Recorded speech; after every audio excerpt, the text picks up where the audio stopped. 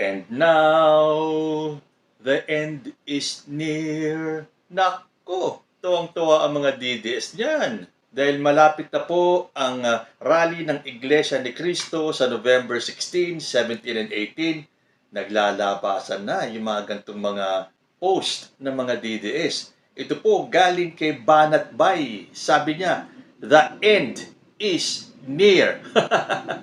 Parang tiwalang-tiwala sila na mapapabagsak nila si President Bongbong Marcos. Para bang akala nila porke ang buong INC ay magsasagawa ng 3 araw na prayer, peaceful, orderly rally, na yan ang sinasabi nila na kaduda-duda naman talaga. 3 araw, hindi ba pwedeng 1 araw lang para maipahayag ninyo kung anong gusto nyo mangyari? Isa pa, naghahanap daw sila ng transparency. Ano pa bang transparency ang hinahanap nila? Samantalang ila-livestream na yung mga pagdinig sa ICI. Nakikita na natin kung paano umusad ang investigasyon. Marami na po ang nasampahan ng kaso at sinabi ni President Bongbong Marcos, may mga magpapasko sa kulungan at hindi sila magkakaroon ng Merry Christmas. At kung hindi sila satisfied, bakit nung January, nung una silang nagrally, sapat yung 1 araw? Bakit kailangan ng 3 araw? So, syempre, magwawagwagan po ang mga dila. Hindi nyo po yan mapipigilan. Bakit 3 araw? Para daw sila ay makalikom ng sapat na tao para sugurin ang Malacanang para hilingin ang pagbaba ni President Bongbong Marcos. At bago pa dumating yung mga araw na yan, itong mga DDS, panay na naman ang labas ng kanilang mga paninira sa ating gobyerno. Basahin ko po yung ilan sa mga comment ng mga DDS na to, na believe sa kanilang mga sarili na mapapatumba nila si President Bongbong Marcos. Unahin natin itong statement ni Chavit Singson. Meron siyang suggestion kay President Bongbong Marcos. Sabi niya, ang suggestion ko nga kung magre-resign si BBM, mas maganda para hindi na siya paalisin ng mga tao kagaya ng nangyari sa parents niya. Ano kaya ang pinanghahawakan ni Chavit Singson? At tiwalang-tiwala siya na mapapaalis nila at mapagre-resign si President Bongbong Marcos. Although ngayon, suggestion lang naman. President Bongbong Marcos, mag-resign ka na daw, sabi ni Chavit Singson.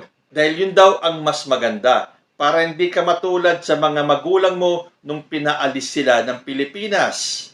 Baka ang isagot lang sa iyo ni PBBM, who you? Di ba? Ano ang karapatan mo, Chavit Singson, na hilingin na bumaba si President Bongbong Marcos? Ikaw, ano na ba ang nagawa mo para sa bayan?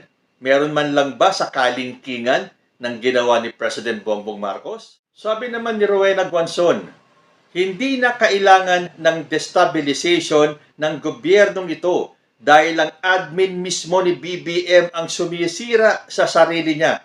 Kay Martin Romualdez pa lang at ang kanyang BFF na si Saldico, bingo sa korupsyon Hindi na pala kailangan ng destabilization. Ano yung pinaplano ninyo? At bakit pa na yung sigaw nyo ng Marcos resign? Bakit hindi kayo maghintay ng 2028? Siguro naman, bago dumating ang 2028, ay sirang-sira na ang administrasyon ni President Bongbong Marcos. Bakit hindi kayo makapaghintay? Ito sinasabi nila, bibingo daw sa korupsyon itong si President Bongbong Marcos dahil kay Martin Romualdez at kay Saldico. Kung matatandaan ninyo kung ano yung sinabi ni Sara Duterte doon sa anomalya ng laptop, yun po ay nangyari panahon ni Duterte. At si Saldico ay malapit kay Duterte nung mga panahon na yun. At dito kay Martin Romualdez, wala naman silang maipakitang pruweba. Itong grupo ng mga DDS na to, dakdak ng dakdak, bintang ng bintang, wala naman maipakitang ebidensya. Sabi nga ni President Bongbong Marcos sagot niya kung bakit wala sa listahan si Martin Romualdez sa mga kakasuhan. Paano? Wala naman sapat na ebidensya. Kung meron man, yun yung statement ni Orly Gutesa na sinabi pa nga ni Amy Marcos na malamang nabawiin yung kanyang testimonya. So, ibig sabihin, kung nung una idiniin niya si Martin Romualdez, babawiin niya. So, wala palang kasalanan si Martin Romualdez. Sino ngayon ang ituturo ni Orly Gutesa? Yan ang bagong script ni Amy Marcos na susundan natin at hihintayin sa November 14 kung talagang babawiin niya ni Orly Gutesa yung kanyang sinumpaang salaysay. At baka naman nakapiring ang mata ni Rowena Guanzon na hindi niya nakikita na ang nasisira ay ang kampo ng mga Duterte. At lahat kayo sama-sama dyan. Siyempre, sinking ship, yung mga daga, nagkakanda kumahog para isave yung sarili nila. But sad to say, kayo mga DDS, itong kampo ng mga Duterte, ang sumira, meaning sirana. Pero siyempre, hindi magiging si Rowena Guanzon yan kung hindi tatalak ng ganyan. Kasi tatak po yan ni Rowena Guanzon. Isa pa ito, si Attorney Jimmy Bondoc. Sabi niya, Ginoong Pangulo, suntok sa buwan, ngunit may halong panalangin. Kung para sa bayan, bibitaw po ba kayo sa pwesto? Dahil ito ay nais naming hilingin. Kung bumitaw kayo sa pwesto, titigil ang lahat ng gulong ito. Gulo na kayo ang nagpasimula. Kayong nasa kampo ng mga Duterte. Sinadya ninyong guluhin ang sitwasyon para ipakita sa buong bansa at sa buong mundo na ang gulo-gulo ng gobyerno ni President Bongbong Marcos. Kayo, sa inyo nanggaling ang gulo at sa inyo magtatapos ang gulo. So tulad ni Chavit Singson, mukhang disimulado ngayon ang paraan ng paghikayat ni Jimmy Bondoc na mag-resign si President Bongbong Marcos. Yung isa, suggestion. Ito naman, hiling or panalangin na kung para sa bayan, bibitaw ba si President Bongbong Marcos? Lalong hindi, lalo na kung ito ay para sa bayan. Bakit pababayaan ni President Bongbong Marcos na kayo ang maghari? Kitang-kita na ng buong Pilipinas, lalo na yung mga matitinong Pilipino na alam at nakikita yung masamang agenda ninyo. So kung yung sinasabi mong yan ang inyong hiling, oo, hiling nyo lang. Ilang porsyento lang naman ng mga DDS. Huwag nyong lalahatin dahil mas maraming Pilipino ang gusto sa pamamalakad ni President Bongbong Marcos at alam namin na kaya lang gumugulo ay dahil sa inyo. Pero tulad nga ng sinabi ni Banat Bay, the end is near. Hindi para kay President Bongbong Marcos, kundi para sa kampo ng mga Duterte. So kung gusto nyong tumigil ang gulo, manahimik kayo. Tanggapin ninyo na si Bongbong Marcos ang presidente ng Pilipinas, whether you like it or don't. At kung kayo ay bilib sa sarili ninyo at tiwalang-tiwala na mapapabagsak nyo si President Bongbong Marcos, bakit pa kayo magre-resort sa fake news? Tulad niyan, nagpakalat ng fake news ang mga DDS na sasama daw at susuporta ang CBCP o ang Simbahang Katoliko sa rally nila sa November 16, 17, and 18 na pinabulaanan ng Simbahang Katoliko. Dahil sinabi po ng Simbahang Katoliko that the CBCP is not supporting the INC mass rally November 16 to 18. Bakit kanyo? Dahil sabi ng Simbahang Katoliko, ang pamunuan ng Simbahang Katoliko naniniwala sa kakayanan ni PBBM na palabasin ang katotohanan at ihatid ang hustisya para sa mga biktima ng EJK noong Administrasyong Duterte.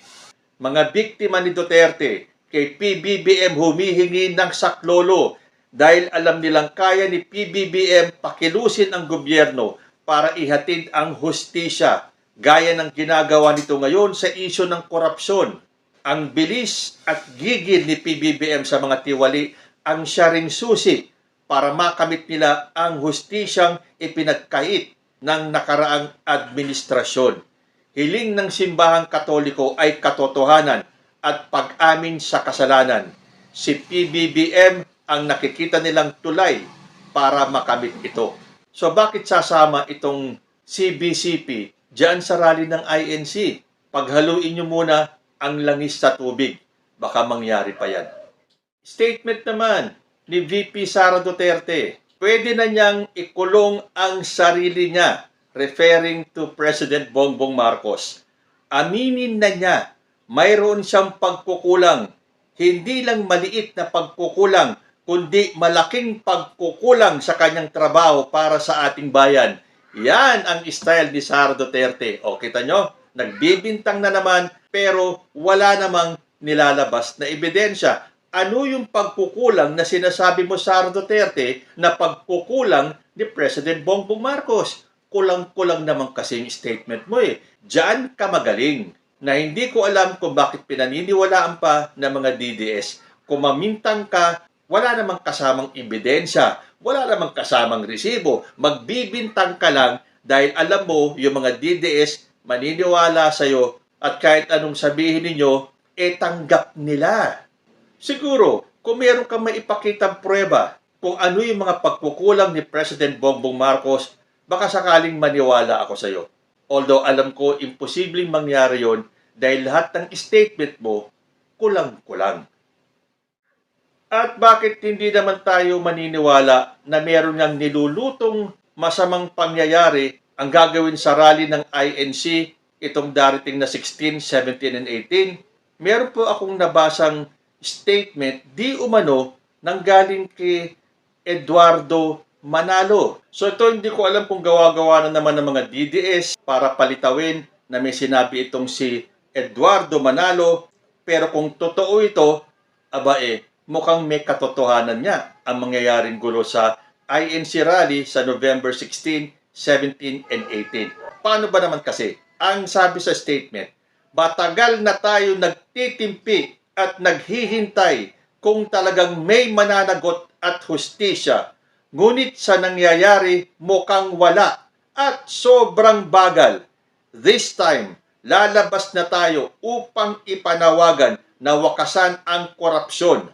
Magmula Linggo hanggang Martes ay magrarally ang buong Iglesia ni Cristo upang managot ang dapat panagutin at huwag lokohin ang mga tao. Tama na siguro ang pananahimik na bigyan na natin ang gobyerno ng sapat na panahon para kumilos. Saad, daw, di umano ni Manalo. Parang ayokong paniwalaan na sinabi to ni Manalo eh. But then again, kung totoong sinabi niya to, bakit nung panahon ng mga nakarang administrasyon, nakitang-kita ang korupsyon, lalo na sa panahon ni Duterte, bakit tahimik kayo?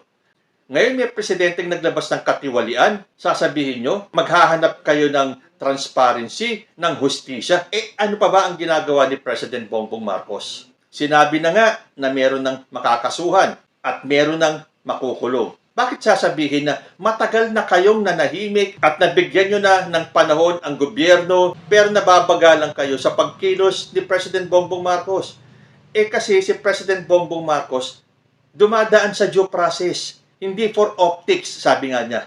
Madaling magbintang tulad ng ginagawa ng mga DDS. Pero kung wala namang ebidensya, walang mangyayari. Kaya nga walang nangyayari sa mga kyaw-kyaw ng mga DDS Kasi puro sila bintang, wala namang ebidensya. So, kung totoong sinabi to ni Eduardo Manalo na hindi na tayo mananahimik, tama na. Well, gusto ko nang maniwala na meron nga nilulutong gulo na mangyayari sa INC rally. Yan ay kung sinabi nga ito ng liderato ng Iglesia ni Cristo. So, magdidiwang na ba ang mga DDS dahil sabi nga nila, the end is near. Tandaan po natin, lahat ng galawan ng DDS, bumabalik po sa kanila. At ibabato po natin sa kanila ang sinasabi nila. Para sa inyo, the end is not just near. The end is here. Para sa inyo. Kayo po, ano ang masasabi ninyo? Comment lang po down below and I will see you in my next video. Diyos ti Agnina.